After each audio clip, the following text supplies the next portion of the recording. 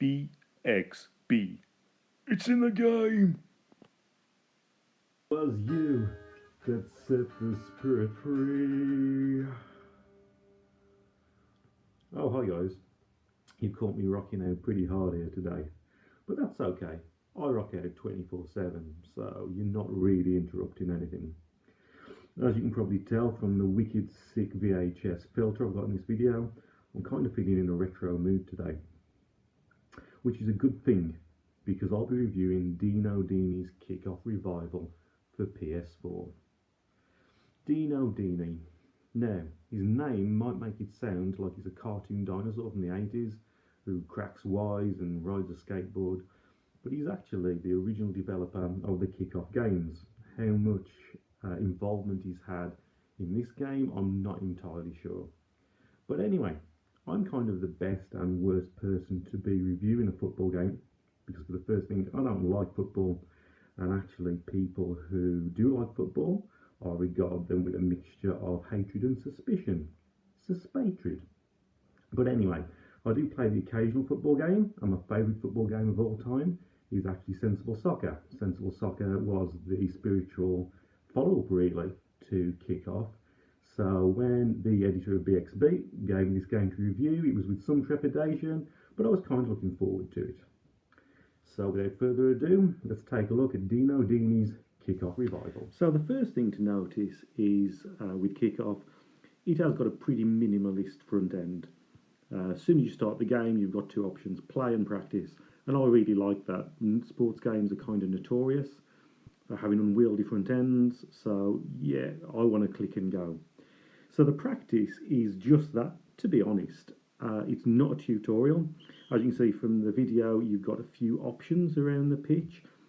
To select these options, which sort of remove the goalkeeper or give you certain challenges, you have to manipulate the ball onto one of these spots and wait 3 seconds.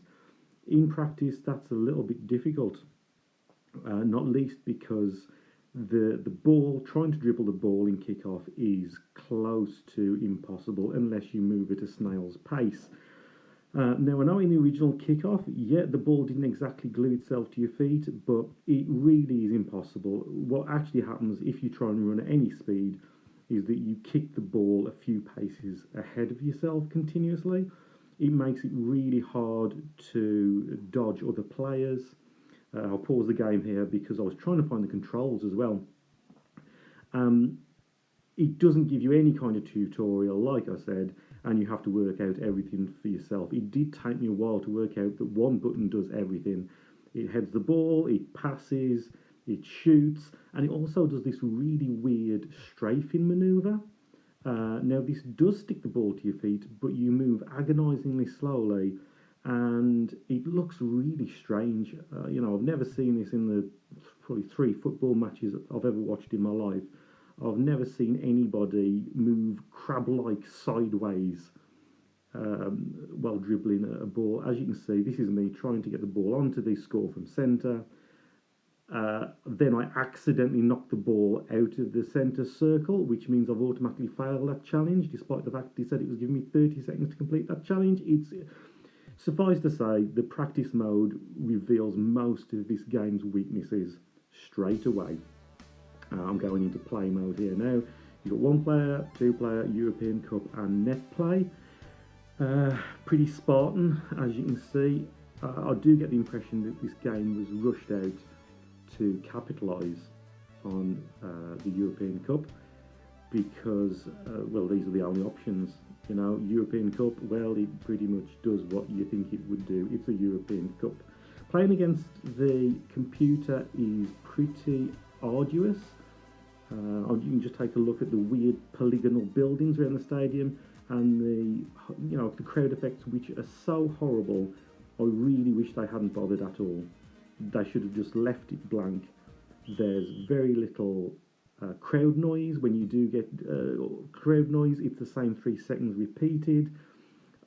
And the crowd, they look like the crowd from pro wrestling on the NES. It really is. It makes this game look worse than it already is. And the game, to be fair, it looks terrible. All of the players, as you will notice, look identical. They are white people with black hair. It doesn't matter what team you choose, what country you choose, everybody is white with black hair. The animation is pedestrian, but sometimes it does a few odd things, like you'll try and kick the ball forward, but what happens in practice is the ball goes backwards, but the animation shows that you kick the ball forward. It doesn't really work. It really does stink of being an unfinished game. Other problems with this, the tackling is awful. When you try and tackle somebody, you slide probably in practice about 20 metres across the pitch, which means if you miss a tackle, you are way out of, you're practically off the pitch, and it leaves these horrible, ugly black lines as well. I'm trying to find something good to say here. So I do kind of get it that this is meant to be an arcade game, but it's not a simulation. How much can you forgive Kickoff? Well, arcade should be fun, shouldn't it, over a simulation? Simulation should replicate the good and the bad. The arcade should just be fun, throw yourself in there, score some goals, run around, tackle with impunity. Kickoff. This is just playing against the CPU really is where this game really shows how frustratingly horrible it is. The CPU will grab the ball from your feet, and yet you've got to be so spot on to get the ball off the CPU player. Oh God, I started to hate this game within 3 minutes of the practice. And then I tried not to be cynical and tried to play the one player and played on net play. Oh, here's a positive actually. In net play, I found somebody else to play immediately. There was no waiting at all. The payoff for that, unfortunately, was then I had to play online against somebody else. This game for me was free because I got it as a review copy, and even so, I'm finding it really difficult to award anything other than the absolute most basic score imaginable. I think this might have been acceptable if it had been a mobile game released in about 2005. Even then, you might be saying 3 out of 10. Yeah, it's just unforgivable. I think it was rushed out in time for the European Cup. I think it's unfinished. I think it's a shame that Dini's name has been attached to it.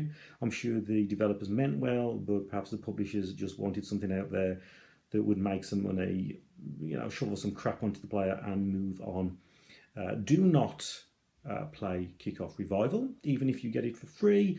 It doesn't matter how much you love the old Kickoff games. There is nothing to recommend this whatsoever.